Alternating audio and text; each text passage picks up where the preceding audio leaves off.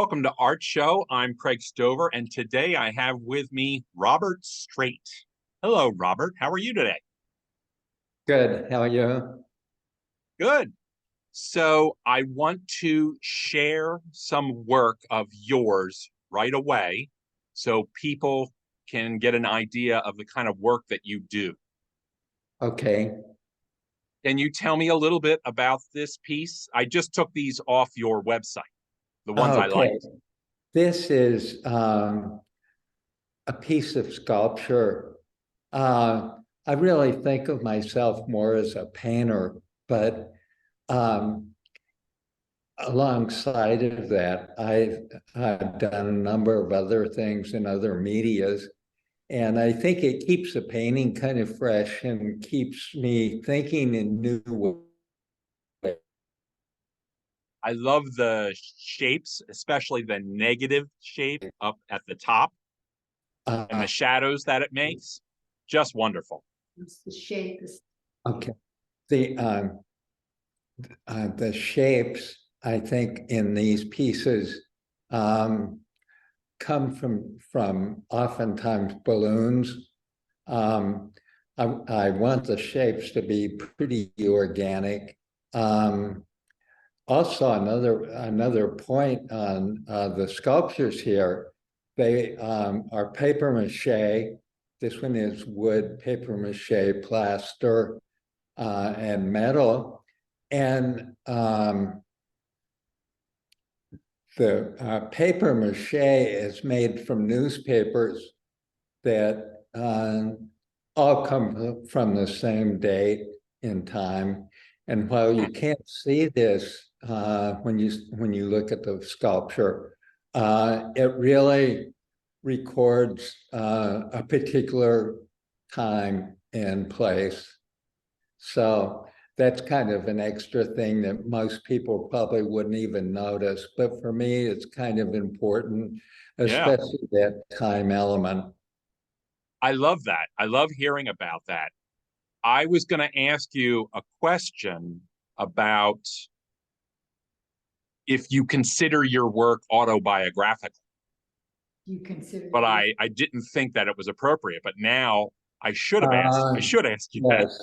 You know, while I'm working on these things, I'm also painting. Mm-hmm. And I think one influences another. This next piece you have here is a gouache on paper. It's from, I think, the 90s. So it's a little older than the sculpture we just looked at. Is that ink in the background, the black? is that ink in the background, the black? I'm sorry. Is it ink or Ink. just gouache? Is it ink in the background or just gouache? Oh, I'm sorry. Yeah, in the background it's ink, and then the colors are in gouache.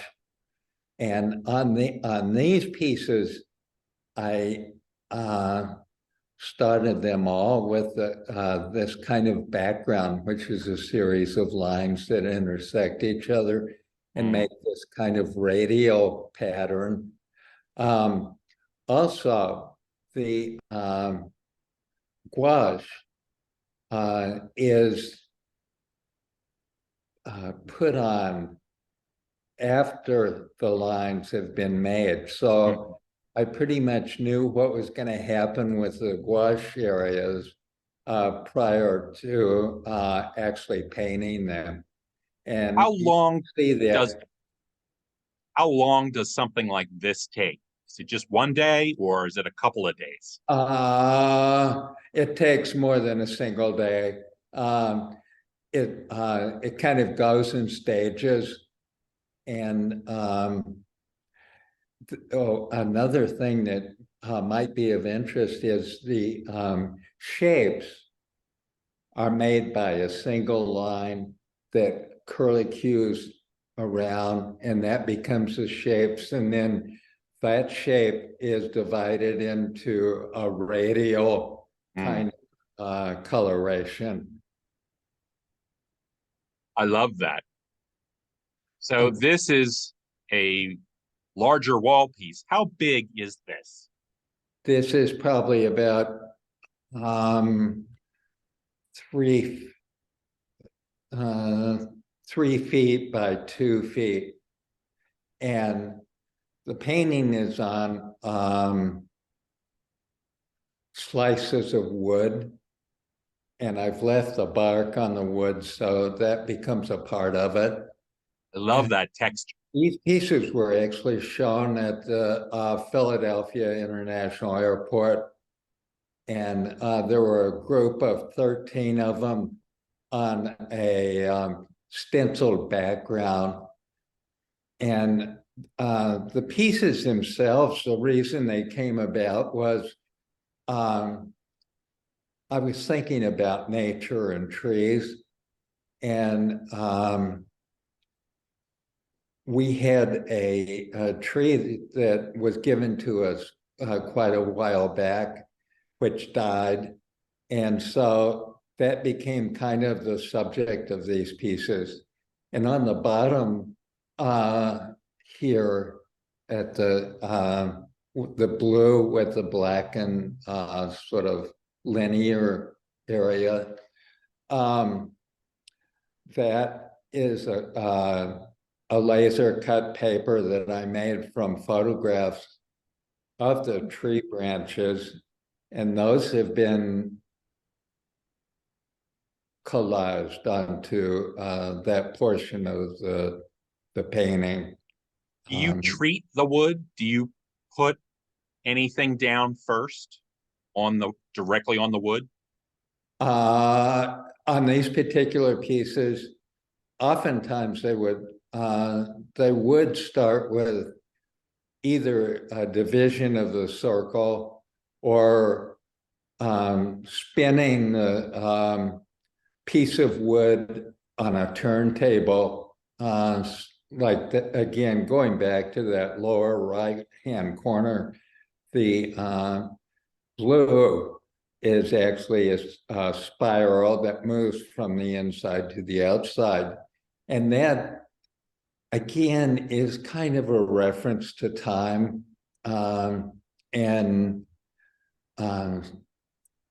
also to Brancusi and his sculpture, the column, which is ongoing continuation in space. So I figured you had references to other artists. I just didn't know who. So Brancusi is wonderful to hear. Yeah, Brancusi was really involved with this whole time frame in some of his work, and so that is something that's kind of important. Even in that first sculpture we looked at, the fact that that newspaper came from a particular time is one of the things that continually crops up in my work, and oftentimes it's not something that I'm aware of, but after I've completed a work, I start to realize what's going on. Exactly. So is this made with that same single line looping? No, this is not a single line creating the shape. It's a series of ovals that start to spotlight an underpainting. So like in the upper portion of this, there's a piece of gray with radiating gray triangles. And that actually was underneath the whole sort of dotted surface. And again, on this piece, the ground that has these dots and ovals is collaged and was from that tree that I used in the wood pieces that we looked at before this. So you start to get into shaped canvases This a is couple years ago. I love those. What made you do that?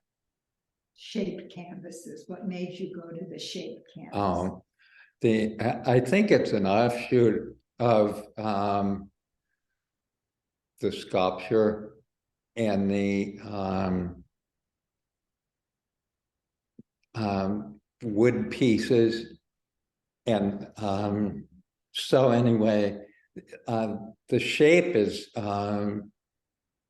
foam, and then I stretch linen or canvas over that. And this is a really recent piece. This actually may be the most recent thing that I've done. And another thing that keeps cropping up in my work is the light gray area around the edge has these kind of spiky things going on. And I think that references particular plants, cactus.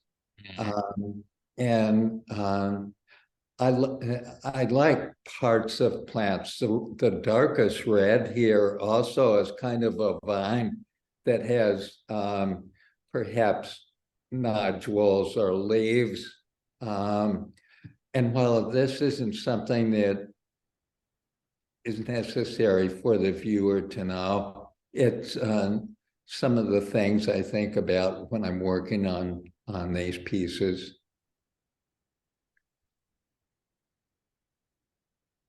This was rounded. Yes. And, you know, the previous piece also had rounded edges. The edges to me are about surfboards. And when I was younger, I surfed, and I always loved the shape of the board and the fact that the edges were rounded. So that's one thing that I've oftentimes brought into these shaped canvases. Again, the form was made, this particular one was made with plaster and foam, and then with canvas stretched over it. And some of these remind me of the late work of Elizabeth Murray. Some of the pieces remind him of the late work of Elizabeth Murray. Yeah, well, Elizabeth Murray is really a big influence. Another influence is Ron Gorchov. And of course, Frank Stella. There's a whole group of artists, especially ones that became prominent in the late 70s and the 80s, that were exploring this idea of shaped canvases or shaped paintings. And another thing that I've always been interested in is how to make my work different from other work and how I can push the parameters of what painting is. I always consider myself a painter, but within the context of that, it seems like there are a number of options that can really set your work off from everyone else's. So that was great. Can you tell me, what was your first exposure to art? It goes way back, even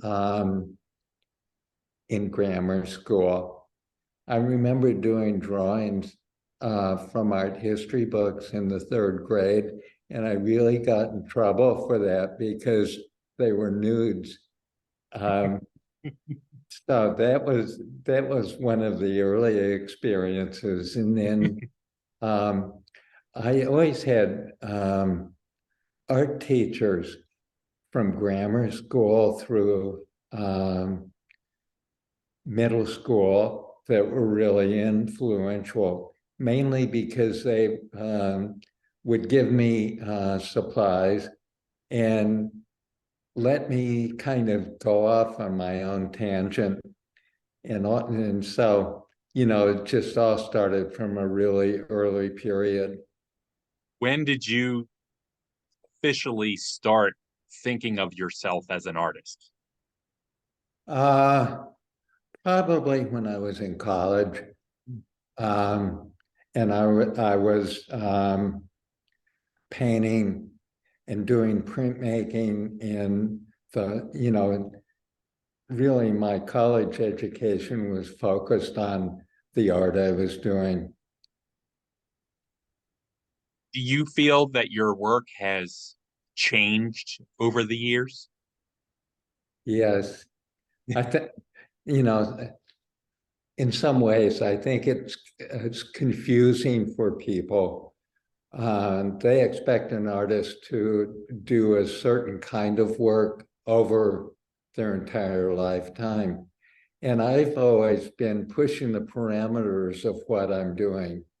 Um, I think it changes, but as I've grown older, I start seeing references that are kind of a line that moves through the work. And some of the ideas that I've had during the time of my career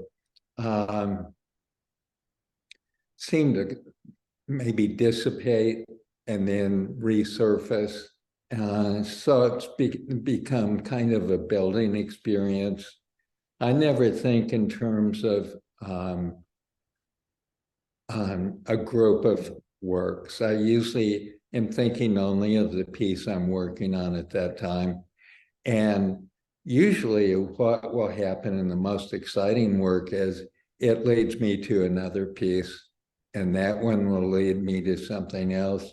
So, I think it was Jasper Johns who said, do something and then do something again, do something again. And that's been good advice for Yeah. me. I'm interested in your creative process and how your creative process works. So, when you're going to make something, do you plan out everything in advance or does it change along the way?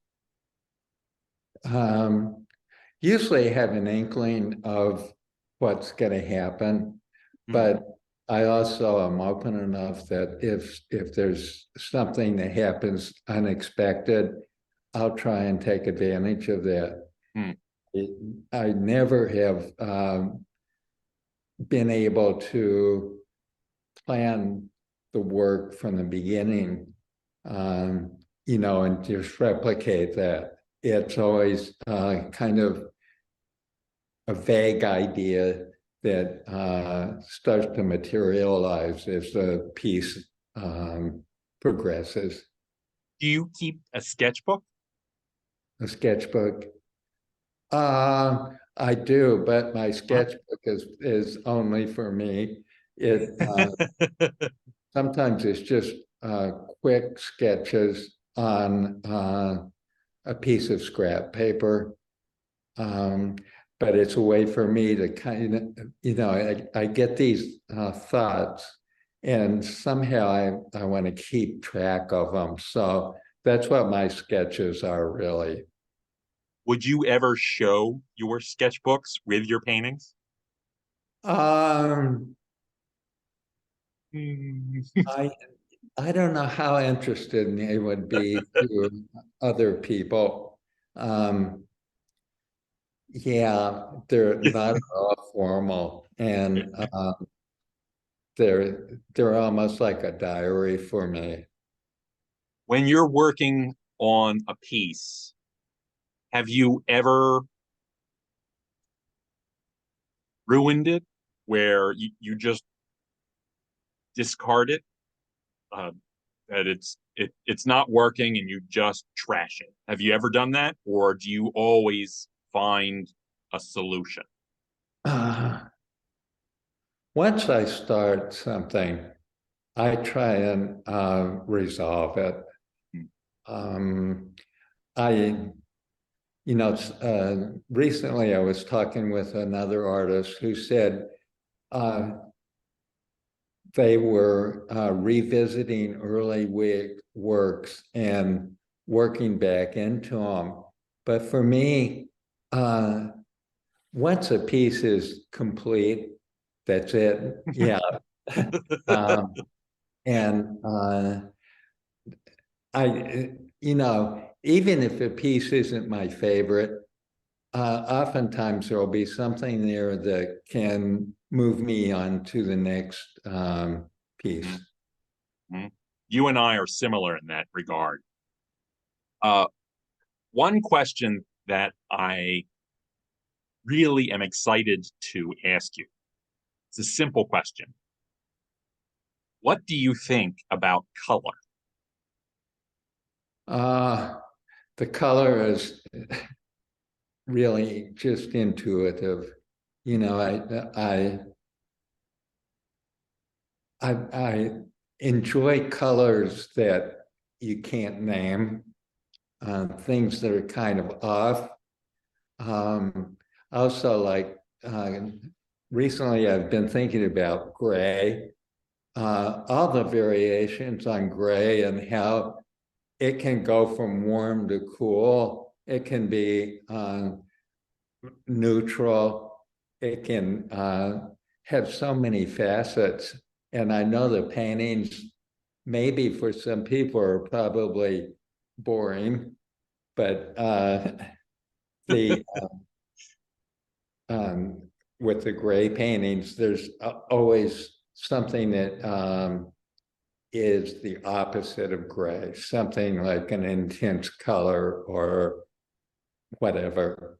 Is it putting gray with other colors that is interesting, or are you just exploring grays? Well, no, I'm not only interested in grays right now, but they have become kind of the backdrop for color, Mm-hmm. intense color, from fluorescent to really whatever. And I always mix colors. It's not usual for me to use colors straight out of the I see container. that. Yeah. You mention other artists, and I'm curious, do you take shapes from other artists and use them? Are you referencing other artists in that way? I would say no to that. I think when I reference other artists, it's more about their sensibility or perhaps their ideas, Mm. and not so much looking at actual individual paintings. You Or mentioned earlier that you did some printmaking in college. yes, Do you still make prints? no, I don't. I don't have the facilities. I would So, love to see you make some prints. well, recently, I was in the hospital and they took a series of x-rays. And also my twin brother gave me some of his drawings, which he was surveyor in Los Angeles. So there are these great drawings, and I actually do want to do some prints with the x-rays and then his drawings. I look forward to that. So I would love to see we'll that. see if that happens. Have you ever played with sculpture? I mean, I know that you did the first sculpture, but is sculpture continuous? You always make sculptures? On and off. You Hmm. know, if I hit a point in my studio practice where I'm not quite certain where it's going to go, sometimes I just have to do something completely different to get the wheel spinning again. Mm-hmm. Mm-hmm. Um, so in some ways, the sculpture has been that, but I've also at different points in time done. I've made baskets. I've done ceramics. Mm. So, you know, I oftentimes will have another medium going along with the paintings. I would love to see a book of your work. Uh, Have you ever thought about doing that? Have you ever thought about doing a book? yeah, I've thought of it, but again, you know, I've not been real aggressive with some things. My whole excitement comes from the studio Mm-hmm. and being in here working and seeing what can happen. So yeah, I mean, I have done a small book in the past of works, but I'm not recently. Okay. Well, if you get a book made, sign me up. I'll take one. Okay. Can I show you something? Sure. This is this is this is an early painting from Wow. 1973, and I sort of revisited it recently, and there are things that happen in it that I still think I'm working with. The fact that the ground becomes kind of a shape, Mm-hmm. this idea of a spiral, that time thing again. And then it's really textured. And when I made these, I was interested in making desserts. So the paint was actually put on with pastry tubes. You know, I think it's a good example of how something other than just painting can come into my work and influence it. Mm-hmm. I want to see that piece posted on your website. He wants to see that piece posted on your website. Oh, it's actually on my Instagram site. Oh, okay. I'll check that out. So I have one more question for you. Okay. It's a question I ask all artists. Simple. What does making art do for you?